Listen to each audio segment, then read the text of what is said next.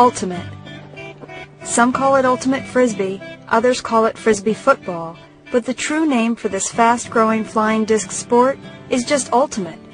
Ultimate is a team sport played with a flying disc. The sport's unique in that players are responsible for making their own calls and working out all disputed calls with each other. In order for this to work, players must respect each other and the calls that they make. This respect is referred to as spirit of the game. Spirit of the game, to me, is what holds the whole game together, because without spirit of the game, I don't think this game would be controlled by players anymore, and then it would lose its whole charm for me, and I think for a lot of the players out there. Spirit of the game and self-officiating are part of the sport at all levels, up to and including national and world championships. Spirit of the game, I think at the lower levels, is a little bit more of a helping each other learn the game, teaching people the game, a little more accepting, getting to know the rules kind of thing. And at the higher levels, I think it's more of a respecting your opponent as a person and them respecting you and taking the responsibility upon yourself to know the rules and to play by them and to play fair.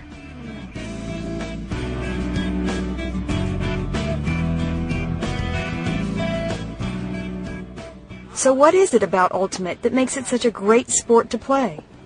At all levels, there are men's, women's, and co-ed teams. Ultimate's cheap. All you need to play is a disc, a field, and 8 cones. Ultimate is highly cardiovascular and is a great way to stay in shape. Gameplay and skills are easy to learn. And of course, Ultimate is exciting and fun to play. You should play Ultimate because it's an amazing experience and you'll never forget it. And you'll most likely play for the rest of your life or until you're really old and can't run anymore. And it's just amazing. That's all I can say.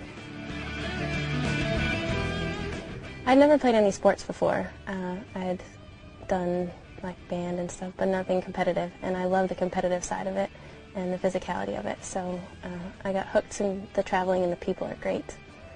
It's a great community to get into. There's really great people from very diverse backgrounds. So now that we've given you an overview of the sport, let's talk about how to play.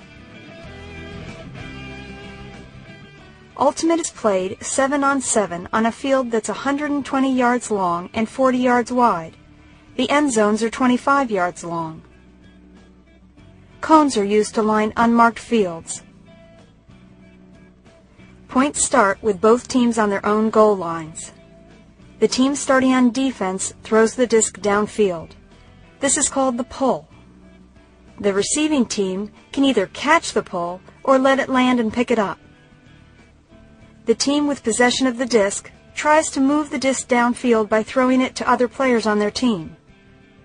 Players with a disc can't run with it. When a pass isn't completed, whether it's dropped, blocked, intercepted, or just goes out of bounds, it's a turnover, and the defense takes possession of the disc. If a player catches the disc in the end zone that she's attacking, her team scores 1 point. Games are typically played to 15 points, but can be adjusted to fit the length of time that you have.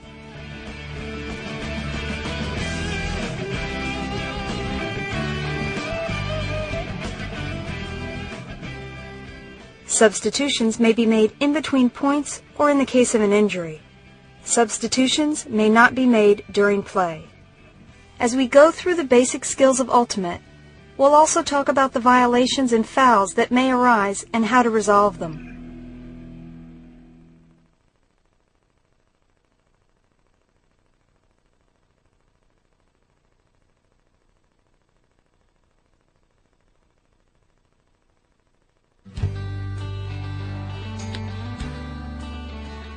There are 2 main throws that are used in Ultimate: the forehand and the backhand.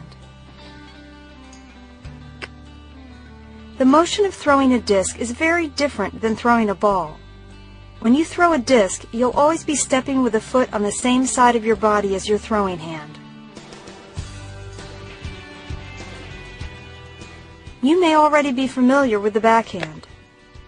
We'll start first with the backhand grip. Grip the disc as if you're shaking someone's hand. Drop the last joint of your index finger off the edge of the rim. Your thumb should be placed on the flight rings. Your grip should be firm, but not tight. When throwing the backhand, keep your eye on the receiver. Step across your body with the same foot as your throwing hand. Release the disc flat. Pretend that you're trying to balance a glass of water on it.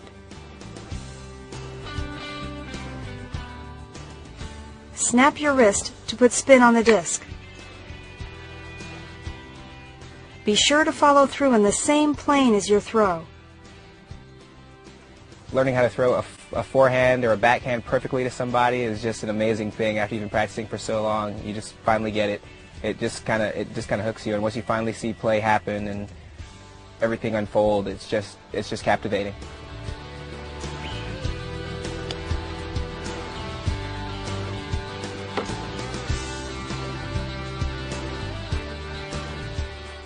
Keep your eye on the receiver.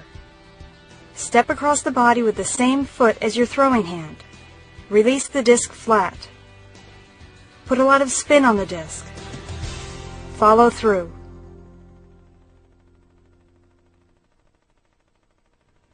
The forehand is a necessary throw in Ultimate.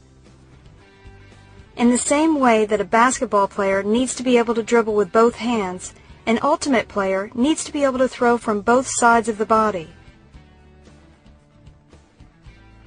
While it may look difficult, the forehand is often easier to master than the backhand.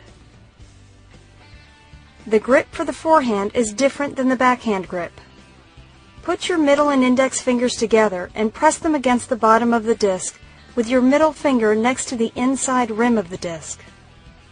Place your ring and pinky fingers together outside the disc with your ring finger pressing against the outside rim of the disc for stability.